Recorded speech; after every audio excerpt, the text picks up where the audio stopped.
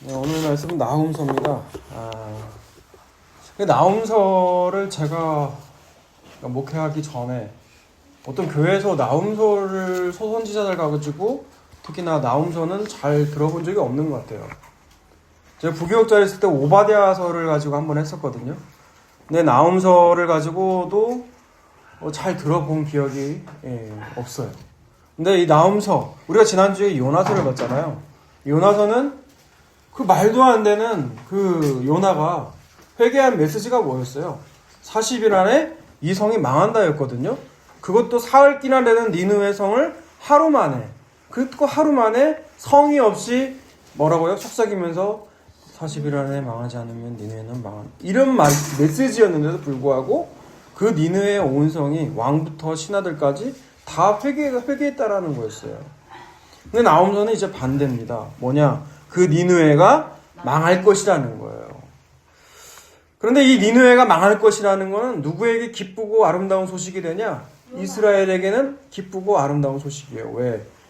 아수르가 괴롭히잖아요. 니느웨가 괴롭히잖아요, 이스라엘을. 여러분도 누군가 삶 가운데 괴롭히고 그런 사람들이 망하게 됐다 그러면 여러분에게는 어떤 소식이에요? 기쁜 소식이잖아요. 아름다운 소식이죠. 예.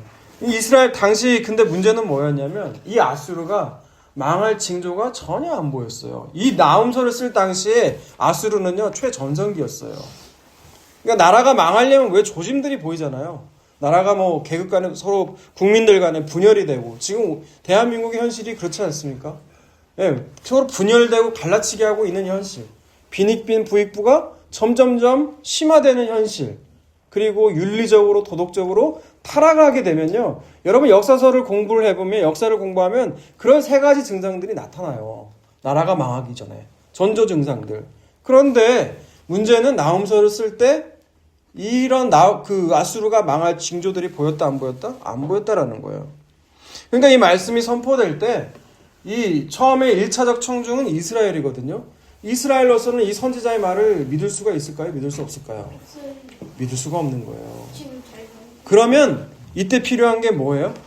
이때 필요한 게 바로 믿음이라는 거거든요. 믿음은 눈에 보이는 현실을 그대로 받아들이는 게 아니에요. 눈에 보이지 않지만 하나님께서 말씀하시면 그대로 된다는 걸 받아들이는 통로가 뭐예요? 그게 믿음이에요. 여러분 로마서 8장을 볼까요? 로마서 8장 24절과 25절을 먼저 읽어볼게요. 우리가 소망으로 구원을 얻었음에 보이는 소망이 소망이 아니니 보는 것을 누가 바라리요. 만일 우리가 보지 못하는 것을 바라며 참음으로 기다릴지니라. 24절에 처음으로 바울 사도가 말을 하죠. 뭐라고 말을 합니까? 소망으로 구원을 얻었다라는 거예요. 소망으로 구원을 얻었다는데 그 소망이 뭐냐는 건 뭐라고 하냐면 그 소망은 보이는 게 아니에요. 여러분 우리가 뭘 소망한다, 소망한다고 할 때 그 소망이라는 건 눈에 보이지 않는 거, 눈앞에 현실로 나타나지 않지만 하나님께서 말씀하시는 걸 믿고 바라보는 걸 성경에서 소망이라고 한다고요. 그러면 그 소망을 가진 사람은 이 땅에서 어떻게 사는가? 25절이에요. 그게 뭐라고요? 참음으로 기다리는 거예요. 그게 눈앞에 우리 현실이 될 때까지 인내로서 기다리는 거라고요. 그래서 이 말씀 다음에 5장에 뭐가 나오냐면 그 환난은 인내를 낳게 되고 인내는 연단은 소망을 이루는 게 될 줄 암이라고 나와요. 소망을 이루는 방법 중에 그 전 단계가 뭐예요? 연단이에요. 연단이고 인내라는 거죠. 그걸 통해서 이루어진 줄 안다라는 거예요. 그러므로 지금 하나님께서 나훔서를 통해서 우리에게 하고 싶으신 말씀은 뭐냐면 니들 눈에는 아수르가 안 망할 것 같지. 그런데 반드시 망한다라는 거예요. 눈에 보이는 현실에 기대어 살지 말고 내가 하는 말씀, 하나님이 하시는 말씀을 믿고 살라라는 거예요. 성경의 온통 그 말씀입니다, 사실. 너희가 눈에 보이는 대로 살지 말고 눈에 보이는 대로 살면 어떻게 된다? 너희는 심판받는다. 눈에 보이는 현실이 아니라 내가 말한 걸 믿는 거.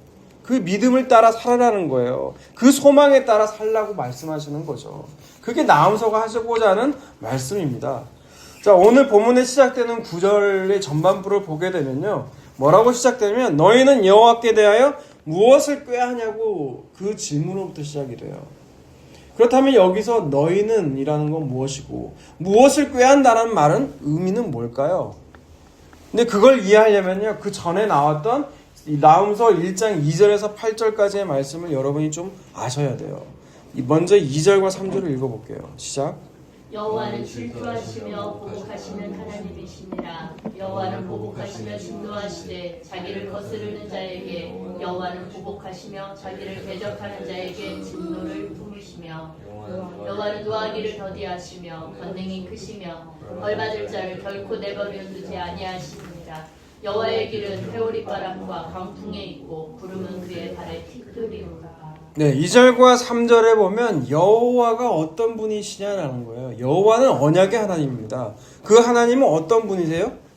2절과 3절에 보면 질투하고 보복하고 진노하시는 하나님이에요.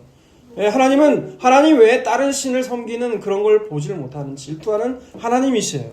만약 그렇지 못하면 보복하세요. 진노하시는 하나님이에요. 여러분, 그렇게 한다면 이 땅 가운데 하나님 우리 가운데 남아있는 사람이 있을 수 있을까요? 없을까요? 이스라엘은 다 죽어야 돼요. 그런데 그 하나님이 동시에 3절에 뭐예요? 노하기를 더디하시는 하나님이세요. 네. 그런 하나님이시기 때문에 우리가 살아있다는 거죠. 근데 그 하나님 여호와가 어떤 권능을 갖고 있는지가 4절에서 6절까지 나와요. 4절에서 6절 읽습니다. 시작. 그는 바다를 부지져 그것을 말리시며 모든 강을 말리시나니 바산과 갈멜이 쇠하며 레바논의 꽃이 시르는도다. 그로 말미암아 산들이 진동하며 작은 산들이 높고 그 앞에서는 땅 세계와 그 가운데 있는 모든 것들이 솟아오르는도다. 누가 능히 그의 분노 앞에 서며 누가 능히 그의 진노를 감당하랴. 그의 진노가 불처럼 쏟아지니 그로 말미암아 바위들이 깨지는도다. 네. 4절에서 6절을 보면 그 여호와가 어떤 일을 행하시는가 나오거든요. 그의 권능이 무엇인지를 나와요. 바다를 꾸짖어 말리세요. 강을 말려버려요. 그 높은 산을 진동을 시키시고 또 뭐라고 나와 있어요? 바산과 갈멜, 다 산이거든요. 이걸 다 무너뜨리고 쇠하시는 게 누구라고요? 그게 하나님이시라는 거예요. 이야기를 왜 할까요? 아수르가 어떤 나라라고 했어요? 그 당시에 중동을 완전히 바뀌었던 제국이었어요. 망하지 않을 것 같은 그런 나라였단 말이에요. 그런데 하나님은 일순간 하나님께서 노하시면 바로 산과 바다를 말리시는 어마어마한 분의 하나님이시라는 거예요. 너희들이 세운 제국이라는 거에 비해서 하나님은 어떤 분이시다? 그 제국을 무너뜨리시는 하나님이시라는 거예요. 그거 지금 그 얘기를 하고 있는데 그렇게 말하면서 이제 두 갈래 길이 나옵니다. 그게 7절과 8절이에요. 7절과 8절을 읽습니다. 시작. 여호와는 선하시며 고난 날의 산성이시라. 그는 자기에게 피하는 자들을 아시느니라. 그가 범람하는 물로 그곳을 진멸하시고 자기 대적들을 흑암으로 쫓아내시리라. 네, 그 두 가지 길이 있다는 거죠. 그 여호와를 믿는 사람은 하나님을 피난처로 삼아요. 그죠? 그런 사람들이 있고 두 번째 어떤 사람이 있다? 그럼에도 불구하고 여호와를 대적하는 인간들이 있다라는 거예요. 인간은 두 무리라는 거죠. 여러분, 십자가에서 예수님의 우편과 왼편에 앉은 그 강도가요. 한 사람은 그 예수를 받아들이잖아요. 예수님을 믿잖아요. 한 강도는 예수를 부인하고 저주하고 죽잖아요. 그게 두 인류예요. 두 인류. 그 인간이 모이게 되면 두 부류가 나와요. 예수님을 믿는 사람, 믿지 않는 사람. 이렇게 나오게 된다는 거죠. 그러면서 구절이 어떻게 이어져요? 그런데 너희는 그러면 무엇을 꾀하냐는 거예요. 그러면 그 너희는 누굴까요? 무엇을 꾀한다는 건 무언가를 노리고 무언가를 대적한다는 거죠. 그러니까 하나님을 피난처로 삼지 않고 자기가 하나님이 되어서 하나님을 대적하는 그런 너희라는 거예요. 그런데 그 너희는 누굴까요? 그 너희는 1차적으로는 나훔소의 주제가 되는 아수르예요. 그죠? 근데 두 번째로 누굴 택할까요? 두 번째로. 네, 이스라엘도 돼요. 왜? 하나님을 의지하지 않거든요, 이스라엘도. 하나님을 의지하지 않고 다른 강대국이었던 애굽. 네. 애굽이라든지 아수르에게 협조해야 된다는 무리들이 있거든요. 그러니까 이게 애굽이든 이스라엘이든 아수르든 상관이 없어요. 그러면 이 너희는 누구를 뜻하는 걸까요? 이 너희는 눈에 보이지 않는 하나님을 의지하는 게 아니라 눈에 보이는 세상님을 믿고 바라고 있는 그 모든 사람들이 다 너희 안에 태워진다는 거예요. 그런 너희들은 어떻게 된다는 거예요? 무엇이든 무언가 여호와를 대적하기 위해서 무언가를 생각하고 계획하고 이런 모든 것이 꾀하는 모습이 되라는 것이죠. 이에 대한 하나님의 말씀은 뭡니까? 9절 후반부부터 읽어볼게요. 그가 온전히 멸하시리니 재난이 다시 일어나지 아니하리라. 10절. 하시던 불같이 엉클어졌고 술을 마신 것 같이 취한 그들은 마른 지푸라기 같이 모두 탈 것이거늘 여호와께 악을 꾀하는 한 사람이 10절까지입니다. 10절. 네. 10절까지인데 여호와께 대해서 무엇을 꾀하는 그런 그는 하나님께서 어떻게 하신다? 온전히 멸하실 거라는 거예요. 어느 정도냐? 재난이 다시 일어나지 않을 정도로 완전히 단번에 영원히 멸망시킨다는 거예요. 근데 이걸 새 번역은 이렇게 번역합니다. 그래서 주께서는 그들을 단번에 없애버리시니 두 번까지도 수고하지 않을 것이라는 거예요. 그리고 어떻게 한다는 거예요? 마른 지푸라기처럼 가시덩불같이 엉클어지게 만들어버리고 아무것도 꾀죄죄하잖아요. 그렇게 만들어버리고 마른 지푸라기처럼 타버린다는 거예요. 그러니까 하나님이 아닌 눈에 보이는 대로 세상임을 믿고 바라는 그런 모든 사람들, 그게 이스라엘이든 아수르든 상관없이 하나님께서는 모두를 어떻게 하신다? 진멸시켜버린다는 거예요. 그럼 대체 하나님께서 보실 때 이 세상 나라, 열방들은 어떻게 보이실까? 이사야서입니다. 이사야서 40장 15절에서 17절 읽습니다. 시작. 보라, 그에게는 열방이 통의 한 방울 물과 같고 저울의 작은 티끌 같으며 섬들은 떠오르는 먼지 같으리니 레바논은 땔감에도 부족하겠고 그 짐승들은 번제에도 부족할 것이라. 그의 앞에는 모든 열방이 아무것도 아니라 그는 그들을 없는 것 같이 빈 것 같이 여기시느니라. 네, 앞을 보세요. 앞을 보세요. 네, 머리 뚜껑을 열고요. 앞을 보세요. 자려고 하는 의지겠죠, 그건. 네, 핸드폰 없어요, 오늘. 하나님 보실 때 열방, 온 세상은 어떻게 보인다는 거예요? 통 안에 든 물 한 방울 같대요, 하나님 보실 때는.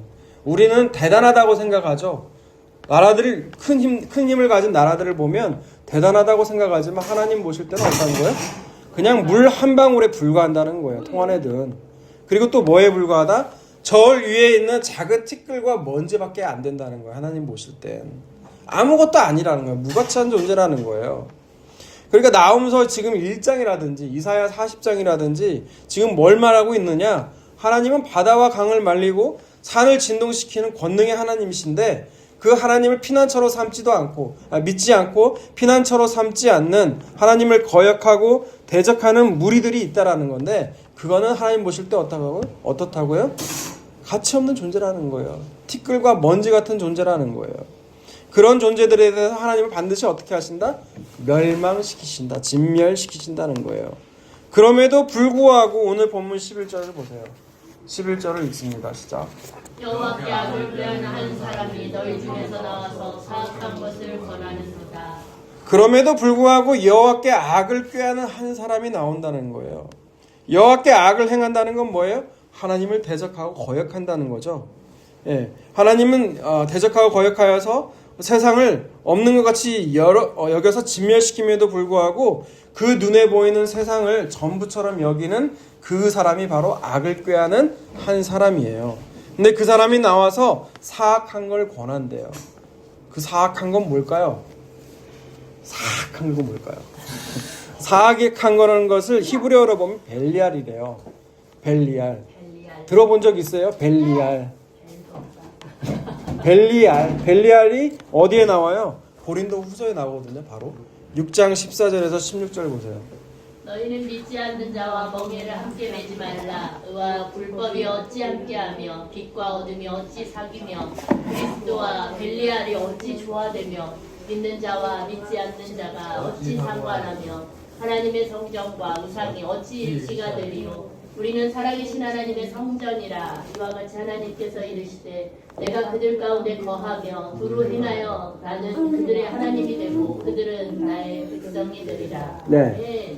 그 15절에 그리스도와 벨리알을 보려면요 14절과 16절을 보면 같은 맥락에 있는 거예요. 뭐냐면 바울이 말하죠. 너희는 믿지 않는 자와 짐을 지지 말라는 거예요. 멍에를 지지 말라 하면서 의와 불법이 어찌 함께 하겠냐는 거예요. 서로 대조되는 거죠.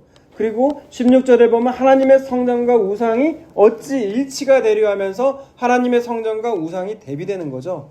마찬가지입니다. 그리스도와 벨리알이라는 건 그리스도를 대적하는 거, 그리스도와 대비되는 것이 누구다? 바로 벨리알이라는 거예요. 이 벨리알이 지금 오늘의 본문의 맥락 속에서 보면 이 벨리알이 누구냐? 아수르예요. 아수르. 이 아수르의 왕인데요. 그 중에 한 명을 우리가 지금 보려고 하는데 그게 열왕기하거든요. 열왕기하 19장을 보세요. 열왕기하 19장 9절에서 13절을 먼저 읽어볼게요. 아수르 왕은 구스 왕 디르하가가 당신과 싸우고자 나왔다 함을 듣고 다시 히스기야에게 사자를 보내며 이르되 너희는 유다의 왕 히스기야에게 이같이 말하여 이르기를 내가 믿는 내 하나님이 예루살렘을 아수르 왕의 손에 넘기지 아니하겠다 하는 말에 속지 말라. 아수르의 여러 왕이 여러 나라에 행한 바 진멸한 일을 내가 들었다니 내가 어찌 구원을 얻겠느냐. 내 조상들이 멸하신 여러 민족 곧 고산과 하란과 레셋과 들라살에 있는 에덴 족속을 그 나라들의 신들이 건졌느냐. 하맛 왕과 아르밧 왕과 스발 와임 성의 왕과 헤나와 아와의 왕들이 다 어디 있느냐 하라 하니라. 네, 열왕기하 19장은 뭐냐면 당시에 히스기야 왕 때인데요. 그 남유다의 히스기야 왕 때 누가 쳐들어오게 되냐? 아수르가 쳐들어와요. 이미 북이스라엘은 넘어갔고요. 그런 위태로운 상황 속에서 아수르 왕이 보내는 거예요, 편지를. 뭐라고 편지를 보낸 거냐? 지금까지 내가 다른 나라를 다 정복해왔다라는 거예요. 내가 정복할 때 그 다른 나라들의 신들이 다 어디 있었냐는 거죠. 내가 정복하는 동안 그 신들이 지켜준 적이 있냐는 거예요. 그러니까 여러분 고대 전쟁은요, 신들의 전쟁이거든요. 내가 믿고 섬기는 신이 얼마나 세냐는 거예요. 신들이 강하다면 그 나라를 정복하지 못하는데 니들이 믿는 신이 약하기 때문에 내가 다 그 나라를 정복한 거 아니냐는 거예요. 정복할 때 니들이 신들이 어디 있냐고 지금 조롱하고 있는 거예요. 그러니 너희 신이란 건 뭐예요 지금? 이스라엘의 신 하나님이시죠. 온 민족의 하나님이신데 그 하나님이 유다를 정복하지 못한다, 아수르가 쳐들어오지 못한다라는 그 거짓말 믿지 말라고 하는 거예요. 조롱하는 거죠. 그러면서 이 히스기야 왕이요, 이 보낸 편지를 펼쳐들고 그 뒤에 14절에서 19절까지를 보면 하나님께 기도를 하게 돼요. 그리고 하나님이 응답하시죠. 20절부터 읽습니다. 20절부터 22절까지. 아모스의 아들 이사야가 히스기야에게 보내 이르되 이스라엘 하나님 여호와의 말씀이 내가 아수르 왕 사네립 때문에 내게 기도하는 것을 내가 들었노라 하셨나이다. 여호와께서 아수르 왕에게 대하여 이같이 말씀하시기를 처녀딸 시온이 너를 멸시하며 너를 비웃었으며 딸 예루살렘이 너를 향하여 머리를 흔들었느니라. 내가 누구를 꾸짖으며 웃겼으며 비방하였느냐. 누구를 향하여 소리를 높였으며 눈을 높이 떴느냐. 이스라엘의 거룩한 자에게 그리하였도다. 네, 아수르 왕이요, 지금 그 히스기야 왕, 아수르 왕이 아니죠. 하나님께서 지금 누구의 기도를 들으셨냐? 히스기야 왕의 한 기도를 들으셨어요. 그리고 아수르 왕이 히스기야 왕이죠. 남유다에게 한 말, 아수르가 정복한 나라의 신들이 각 나라들을 구원하지 못하였듯이 예루살렘도 마찬가지일 거라는 그 말이요. 누구에게 한 말이다? 이스라엘의 거룩한 자에게 한 말이라는 거예요. 그래서 그걸 하나님께서 대적하시겠다라는 거거든요. 그래서 하나님은 어떻게 행하시냐? 결론을 볼게요. 열왕기하 19장 같은 건 나겠는데 32절부터 보세요. 32절에서 37절까지. 그러므로 여호와께서 아수르 왕을 가리켜 이르시기를 그가 이 성에 이르지 못하며 이리로 화살을 쏘지 못하며 방패를 성을 향하여 세우지 못하며 치려고 도성을 쌓지도 못하고 무덤일로 돌아가고 이 성에 이르지 못하리라 하셨으니 이는 여호와의 말씀이니라. 내가 나와 나의 종 다윗을 위하여 이 성을 보호하여 구원하리라 하셨나이다 하였더라. 이 밤에 여호와의 사자가 나와서 아수르 진영에서 군사 18만 5천 명을 친지라. 아침에 일찍이 일어나 보니 다 공장이 되었더라. 아수르 왕 사네립이 떠나 돌아가서 니느웨에 거주하더니 그가 그의 신 니스록의 신전에서 경배할 때에 아스람 벨렉과 사레셀이 그를 칼로 쳐 죽이고 아라랏 땅으로 그들이 도망하매 그 아들 에살 학돈이 대신하여 왕이 되니라. 네, 하나님께서 어떻게 합니까? 아수르를 직접 대적하죠. 네. 그 밤에 예루살렘 성에 아무도 이르지 못하도록 만들어요. 화살 하나도 쏘지 못하고 토성을 쌓아서 예루살렘 성을 공격하지 못하도록 하나님께서 보호하세요. 그리고 밤에 여호와의 사자를 보내셔서 18만 5천 명이라고 하는 그 군인들을 다 죽여버리시죠. 그리고 하나님의 이름을 모욕한 그 아수르 왕 사내립은 어떻게 돼요? 결국 자기 신하에 의해서 죽게 되잖아요. 그렇게 된다는 거예요. 하나님을 대적하면 하나님께서 물리치시는 거예요. 하나님의 이름을 위해서. 예. 다시 본문 12절과 13절을 봅니다. 1장 12절과 13절. 여호와께서 이같이 말씀하시기를 그들이 비록 강하고 많을지라도 반드시 멸절을 당하리니 그가 없어지리라. 내가 전에는 너를 괴롭혔으나 다시는 너를 괴롭히지 아니할 것이라. 이제 내게 지은 그의 멍에를 내가 깨뜨리고 내 결박을 끊으리라. 네, 하나님 여호와 하나님께서 말씀하시는 거죠. 뭐라고요? 아수르의 힘이 아무리 강하고 많을지라도 반드시 멸절을 당하게 될 거라는 거예요. 그리고 뭐라고 말씀하십니까?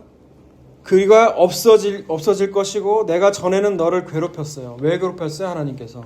누구를 괴롭혔어요? 이스라엘이에요. 왜? 이스라엘이 하나님을 의지하지 않으니까요. 하나님은 말씀하셨거든요. 내가 너의 하나님이 되고 너희는 내 백성이 될 거라는 거예요. 여러분 그게 언약이에요. 그 언약을 이루시기 위해서 하나님은 지금 아수르를 들어서 이스라엘을 잠깐 괴롭히시는 거거든요. 왜? 너희가 나를 의지해야 되니까요. 근데 이제 그 목적이 달성되면 어떻게 돼요? 그 도구는 사라지는 거예요. 도구였던 아수르는 이제 사라져야 되는 거예요. 이스라엘 지은 멍에와 결박을 하나님께서 끊어버리시겠다고 하는 거죠. 예. 그러니까 지금 하나님은 뭐 어떤 계획을 갖고 계시냐? 우리 예수님을 믿는 우리 자녀들에게는요. 하나님이 하나님 외에 다른 걸 의지하고 있으면 여러분이 그 의지하는 모든 것들을 하나님 어떻게 하세요?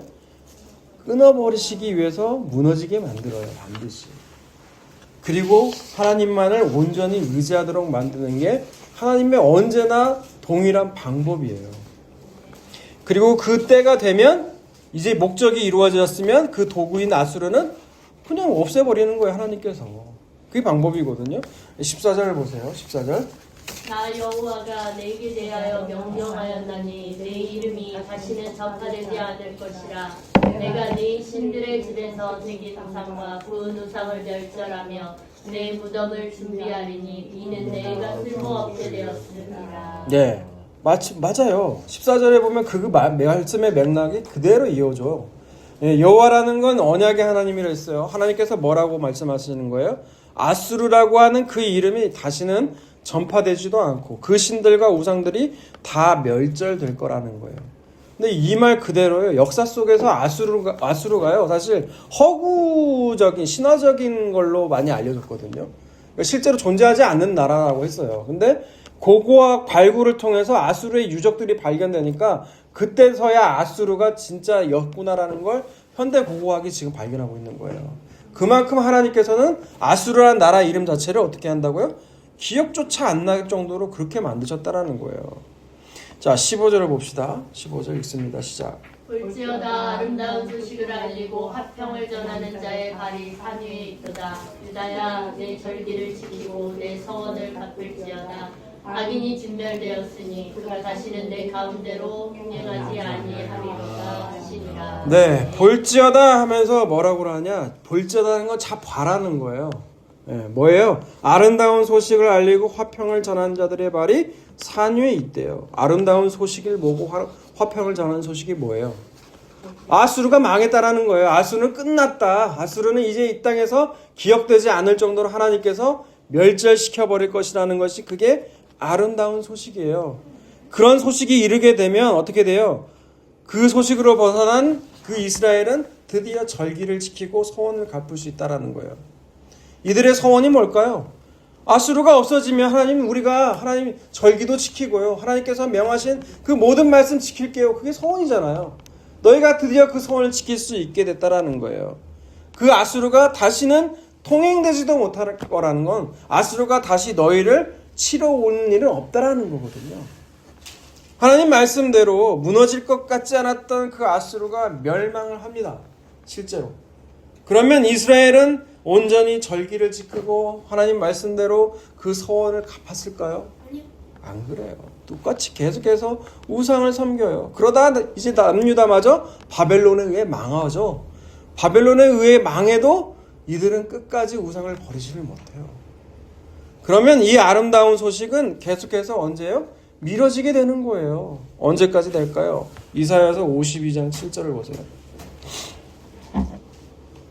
좋은 소식을 전하며 평화를 공포하며 복된 좋은 소식을 가져오며 구원을 공포하며 시온을 향하여 이르기를 내 하나님이 통치하신다 하는 자의 산을 넘는 말이 어찌 그리 아름다운가. 네. 이 나홈서 1장 15절에 동일한 비슷한 패턴의 말씀들이 여기 이사야서 52장 7절에서 나오죠. 그죠? 좋은 소식. 그죠? 그리고 뭐 그 좋은 소식은 복된 좋은 소식인데 평화를 공포하고 구원을 공포하는 좋은 소식이죠. 이 실체가 뭐라고 나옵니까? 누구를 통해서 이 구원의 소식이 성취가 되게 돼요? 예수님이잖아. 예수 그리스도. 그래서 이사야서 52장 다음에 누가 나오냐? 그 종의 노래인 53장이 등장하게 되는 거예요. 52장 다음에. 예, 그 종 예수 그리스도를 통해서 이 구원의 아름다운 소식이 성취되게 된다는 거예요. 로마서 10장 13절과 14절을 먼저 봅니다. 누구든지 주의 이름을 부르는 자는 구원을 받으리라. 그런즉 그들이 믿지 아니하는 이를 어찌 부르리요? 듣지도 못한 이를 어찌 믿으리요?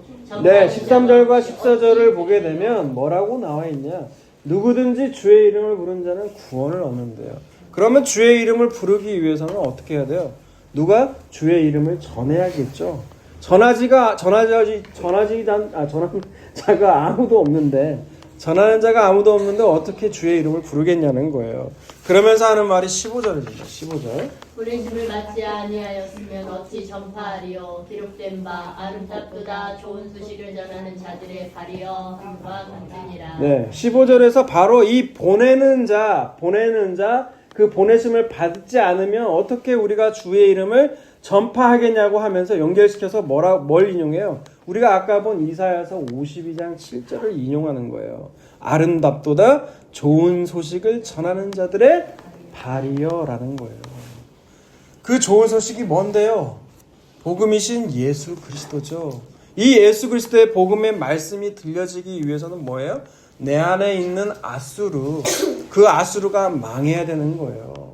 이 아수르는 어떤 생각을 해요? 여호와를 향해서 무언가를 꾀하려고 한다는 거죠. 너희는 여호와께 대하여 무엇을 꾀하려 하느냐라고 지금 얘기하잖아요. 나홈서에서. 그 무엇을 꾀한다는 건 뭐예요? 하나님을 대적해서 내 높아진 생각과 계획과 이론들이 어떻게 돼야 한다? 무너져 내려야 된다는 거예요. 그게 여러분 물질이 됐던, 여러분 그게 사람이 됐던, 여러분이 의지하는 것이 모든 것이 됐던, 하나님보다 더 의지하는 모든 것들이 무너지고 나서야 이 아름답고 좋은 소식, 예수 그리스도의 말씀이 들려지게 된다는 거예요. 그게 16절과 17절이거든요. 16절, 17절 보세요. 읽습니다. 시작. 그러나 그들이 다 복음을 순종하지 아니하였도다. 이사야가 이르되 주여 우리가 전한 것을 누가 믿었나이까 하였으니 그러므로 믿음은 들음에서 나며 들음은 그리스도의 말씀으로 말미암았느니라. 네, 우리가 전했는데 그걸 누가 믿냐는 거예요. 그러면서 하는 말씀이 믿음은 들음에서 나고 들음은 그리스도로 말미암이라는 거예요. 어떤 자가 그 말씀을 듣게 돼요? 내가 의지하고 세상의 힘과 권력, 친구라고 생각했던 하나님보다 더 의지하는 모든 것들이 무너지고 나서야 그 말씀이 들리는 자가 있다라는 거예요. 여러분 그게 성도예요. 그게 그리스도인이에요. 그러니까 여러분 삶 가운데 여러분의 친구가 배신해요. 여러분이 의지하고 있던 물질이 점점점 물질이 무너져 버려요. 여러분 이 사인은요, 여러분 하나님 자녀라는 사인이에요. 여러분 그때서야 말씀이 들려지게 돼요. 그게 은혜고 그게 복된 삶이라는 거예요. 그런 줄 아시고 이렇게 생각하는 저와 여러분이 다 되시기를 주님의 이름으로 축원합니다.